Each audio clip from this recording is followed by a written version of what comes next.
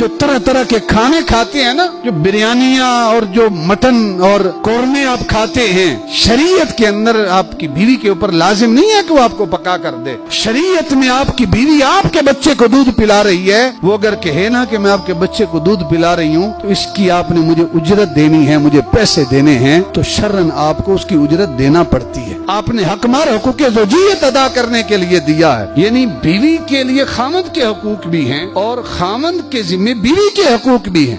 तो वो शख्स आया अपनी बीवी की शिकायत करने के लिए कि मैं जनाब अमीरुल मोमिनीन उमर फारूक रज़ियल्लाहु तआला अन्हु की बारगाह में शिकायत करता हूँ। तो वो आया और आकर दरवाजे पे दस्तक दी, लेकिन अंदर से जनाब अमीरुल मोमिनीन उमर फारूक रज़ियल्लाहु तआला अन्हु बाहर नहीं निकले। थोड़ी देर खामोश खड़ा रहा। थोड़ी देर के बाद अंदर से आवाजें आना शुरू हुई और आवाजें ऐसी थी कि जिसमें अमीरुल मोमिनीन जनाब उमर फारूक रज़ियल्लाहु तआला अन्हु के साथ उनकी जो बीवी है वो कलाम कर रही है। लहजे के अंदर सख्ती है, बीवी के लहजे में थोड़ी सख्ती है और जनाब अमीरुल मोमिनीन उमर फारूक रज़ियल्लाहु तआला अन्हु खामोशी से सुन रहे। थोड़ी देर गुजरी, उस शख्स ने कहा कि मैं तो अपने घर की शिकायत अमीरुल मोमिनीन की बारगाह में लेके आया था और यहाँ भी मामला वही है, तो मैं क्या शिकायत करूं अमीरुल मोमिनीन की बारगाह में। तो वो वापस मुड़ा।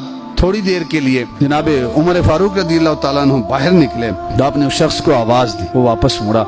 आपने पूछा अल्लाह के बंदे तू किस लिए आया था, तेरे आने का मकसद क्या था? तो उसने बयान किया कि हुजूर मैं तो इसलिए आया था कि जो मेरी बीवी है मेरी नाफरमानी करती है, अक्सर उसका लहजा बड़ा सख्त होता है जब मुझसे कलाम करती है, तो मैं तो आया था इसलिए ताकि आपकी बारगाह में शिकायत करूं, आप कोई वाज़ो नसीहत करें जो मैं जाकर अपनी बीवी को करूं और वो राह रास्त पे आ जाए। लेकिन जब मैंने आपके घर के मामलात देखे हैं मैं वापस मुड़ गया हूँ कि यहाँ भी जो लहजा है वो सख्त है, तो अमीरुल मोमिनीन मुझे क्या नसीहत करेंगे। अमीरुल मोमिनीन ने जब सुना, आपने फरमाया कि ए मेरे भाई मैं उसकी बात इसलिए बर्दाश्त करता हूँ कि उसके मेरे जिम्मे हकूक हैं। अब सुनिएगा इस बात को भी और दिल के कानों से सुनिएगा कि मैं उसकी बातें इसलिए बर्दाश्त करता हूँ कि उसके मेरे जिम्मे हकूक हैं। फरमाया कि वो मेरे लिए खाना पकाती है, मेरे लिए नानबाई का काम करती है, मेरे लिए कपड़े धोती है, मेरी औलाद को मेरे बच्चों को दूध पिलाती है। ये तमाम बातें उस पर वाजिब नहीं हैं, शरीयत ने उस पर लाजिम नहीं की हैं। इसकी वजह से मेरा दिल हराम की तरफ मुतवज्जे नहीं होता, सुकून पाता हूँ, मैं इसलिए इसकी बातों को बर्दाश्त करता हूँ। उस शख्स ने कहा अमीरुल मोमिनीन